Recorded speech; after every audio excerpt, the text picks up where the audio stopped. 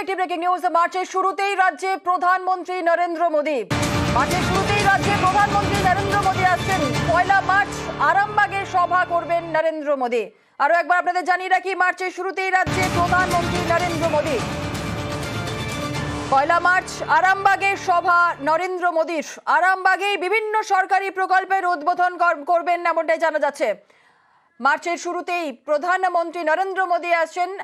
সভা রয়েছে নরেন্দ্র মোদীর, আরামবাগে বিভিন্ন সরকারি প্রকল্পের উদ্বোধন করবেন। আমাদের সঙ্গে রয়েছেন আমাদের প্রতিনিধি সোমরাজ বন্দ্যোপাধ্যায়। বিস্তারিত বলবে সোমরাজ, কি জানা যাচ্ছে?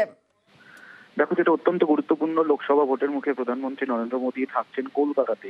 1 তারিখ বিকেল থেকে 2 তারিখ সকাল পর্যন্ত কলকাতাতেই থাকছেন প্রধানমন্ত্রী নরেন্দ্র মোদী। লোকসভা ভোটের মুখে যে অত্যন্ত গুরুত্বপূর্ণ হতে চলেছে। পাশাপাশি যেটা প্রধানমন্ত্রী নরেন্দ্র মোদী সফরসূচি প্রস্তুত হয়েছে তা দেখা যাচ্ছে 1 তারিখ আরামবাগে এবং 2 তারিখ কৃষ্ণনগরে রাজনৈতিক সভা করার পাশাপাশি আরামবাগ ও কৃষ্ণনগর থেকে সরকারি একাধিক প্রকল্পের উদ্বোধন ও শিলান্যাস করবেন প্রধানমন্ত্রী নরেন্দ্র মোদী। এমনটাই প্রধানমন্ত্রী নরেন্দ্র মোদী সফরসূচি প্রস্তুত হয়েছে। এখনো পর্যন্ত যা সফরসূচি প্রস্তুত হয়েছে তাতে দেখা যাচ্ছে প্রধানমন্ত্রী নরেন্দ্র মোদী তিনি 1 তারিখ বিকেল বেলায় আরামবাগে প্রথমত বিভিন্ন সরকারি প্রকল্পের উদ্বোধন ও শিলান্যাস করবেন।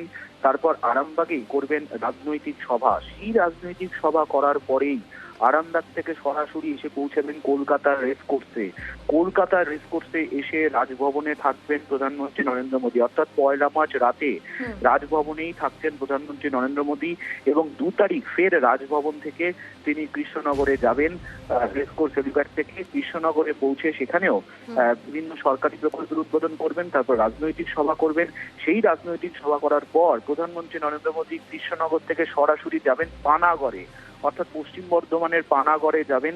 তেমনটাই সফরসূচি প্রস্তুত হয়েছে প্রধানমন্ত্রী নরেন্দ্র মোদী। সব মিলিয়ে 2 দিনের কর্মসূচিতে রাজ্যে আসছেন প্রধানমন্ত্রী, যেখানে 1 তারিখ বিকেল থেকে অর্থাৎ 1 তারিখ সন্ধ্যেবেলা থেকে 2 তারিখ সকাল পর্যন্ত কলকাতাতেই থাকবেন প্রধানমন্ত্রী নরেন্দ্র মোদী। তেমনটাই সফরসূচি প্রস্তুত হয়েছে বলেই সূত্র মারফত জানা যাচ্ছে। বেশ, ধন্যবাদ।